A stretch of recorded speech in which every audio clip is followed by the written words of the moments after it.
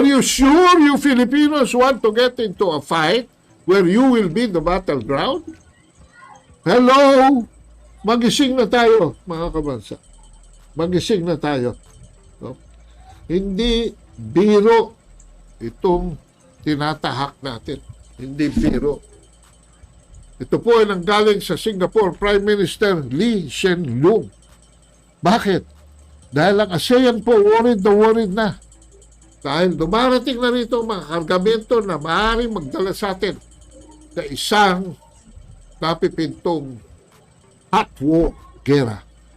Magandang araw po sa inyo lahat mga kabansa. Ito po ang inyong lingkod, Ado Paglinawan, na bumabati sa inyo sa mga parte ng mundo kayo naroroon. May mga pinagdaraanan po ang ating bansa ngayon kaya medyo nakakabahala na dahil marami sa ating gobyerno para maitago ang kapalpakan ng administrasyong ito ukol sa mga bigas, mga agricultural products, mga pagkain, presyo ng kuryente, sus Mariosep. Nag-increase ng 50% ang aking electric bill. No?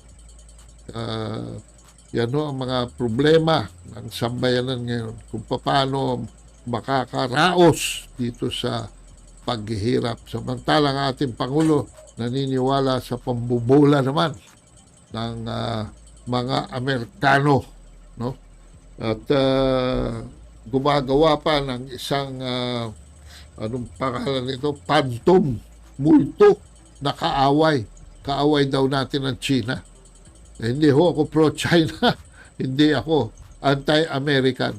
Ako ay nagsasabi lamang ng katotohanan at ang aking panuntunan ay kung ano ang best for our national interest. Tingnan nyo po dito sa ironclad commitment na ito ni President Joe Biden. Ayan ho ba pinagmamalaki niya dyan? Ayan ho ang video. Hindi ko na ipe-play itong video na ito. Pumunta na lamang kayo dyan sa video na yan. No? So, ano ho ang pinagmamalaki dito ng mga nanggagatong patungo sa bigid ng isang gera? No? Ano ho? Ang pinangangalandakan po nila rito ay Mutual Defense Treaty. No? Dahil meron pong provision sa Article 5 niya na an armed attack. Tandaan nyo, armed attack on the metropolitan territory of either of the parties or on the island territories. Teritoryo po, ibig sabihin kung saan tayo may soberanya at pag-aari. So, yun ho ang first and second category. Under jurisdiction, ayan. At ang pangatlong kategory ay yung armed forces or public vessels or aircraft in the Pacific. Yan po. Pero anong katotohanan? Kami po ay naka-intercept ng isang declassified memorandum ni Kissinger noong 1975. No? That blows the ironclad commitment of President Joe Biden and Defense Secretary Lloyd Austin to the Philippines to just an obnoxious horse paki. Ano po ibig sabihin ng horse paki? Eba po ng kabayo. No? Hindi lamang nakakadiri, mabaho pa. So, bakit po yan? Dahil nandito po, isa-isahin ko na. Spratly Islands do not fall within either of the first two categories of Article 5 relating to territories. Kayong mga nagkakagulo dyan sa Ayungin Shoal, hindi po. Not counted po yan. Kumbaga sa basketball, not counted. Bakit? Hindi po yan teritoryo ng Pilipinas. No? Ang Mutual Defense Treaty po ay hindi nag-a-apply sa exclusive economic zone. Bakit? Dahil na-explain na natin yan dito, hindi ho natin pag-aari ang ating exclusive economic zone. Sa debate ninyo ni Alan Cayetano, Senate President Mig Zubiri, Pinagpipilitan mo, teritoryo yan ng Pilipinas, hindi yan teritoryo ng Pilipinas. At hindi lamang tayo nagsasabi dyan, pati si Kissinger. The question of sovereignty over the Spratly Islands, including Freedom Land and Kalayaan, as undetermined, walang pinapanigan. Ito, we take no position on merits of claims of various disputants. O ito po, expose. Noong pong magpirmahan sa Mutual Defense Treaty, ang gobyerno ng Pilipinas, hindi tayo nag-assert ng claim dyan sa Spratlys.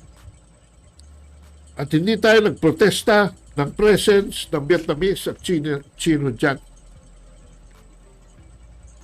Isa pa, outside po yan ang territory na namana natin sa Estados Unidos under our treaty limits sa 1898 Treaty of Paris, sa 1900 Treaty of Washington.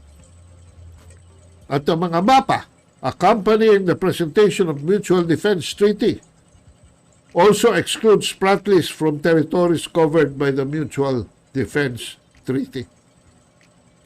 So yan mga kabansa. So, we do not consider we also have not recognized Philippine sovereignty over the islands, sabi ni Kissinger. So, wala silang obligasyon na suportahan itong type ng deployment na ito in the event of an armed attack. Hindi bootstrap ang kanilang commitment. Ha? Anong sinasabi ni Biden, ni Austin? Ironclad? Ay ano? The commitment in the event of attack on forces can be bootstrapped into commitment for defense of territory not included. Ha? So, ano ang tsansa nitong papasa sa Kongreso ng Amerika? Precious little chance Congress or American people will support U.S. intervention in the Spratly Islands. Oh. Ayan, mga kabansa. Kaya pala, hindi nila tinulungan si Marcos nung agawin ng Vietnam ang Pugat Island. Hindi nila tinulungan si Fidel Ramos nung magtayo ng artificial island ang China sa Mischief Reef. Nanood sila at nakagulo pa sila during the Scarborough standoff kung saan wala sa atin tuloy ang control sa Scarborough standoff under Benigno Simeon Aquino. Ayan mga kabansa. At 5 years from 2013 to 2018, nag-construct ng 5 artificial islands up to 8 dyan sa South China Sea at China. Anong ginawa ng Amerika? Nanood lang sila. Tapos sabihin nila ngayon, ironclad. O ito, sabi ni Kissinger, it seems to me less harmfully political to deny our obligation on legal grounds than to leave unfulfilled an acknowledged commitment. Bakit? Hayaan na raw na mapahiya na hindi pagtugon sa commitment. Dahil baka dalhin daw natin yung legal position na yan at i-invoke natin ang Mutual Defense Treaty pagdating sa Sabah. Pero sino, according to Kissinger,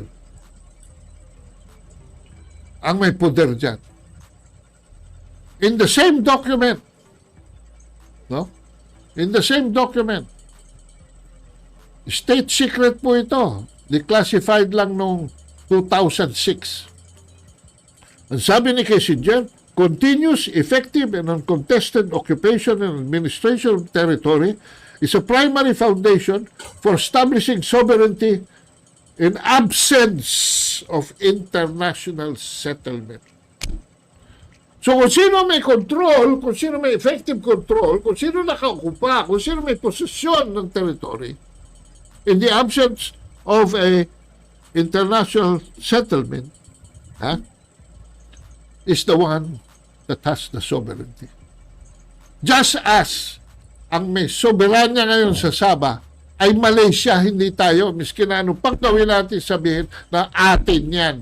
At talaga naman atin yan. Sino may soberanya? Malaysia. So yan mga kabansa, Philippine occupation could hardly be termed uncontested in the face of claims and protests of Chinese and Vietnamese. So, yan ang tanong, mga kabansa. Are you sure you Filipinos want to get into a fight where you will be the battleground? Hello? Magising na tayo, mga kabansa. Magising na tayo. No? Hindi biro itong tinatahak natin. Hindi biro. Ito po ay nanggaling sa Singapore Prime Minister Lee Hsien Loong. Bakit? Dahil ang ASEAN po worried na. Dahil dumarating na rito mga kargamento na maaaring magdala sa atin sa isang napipintong hot war, gera.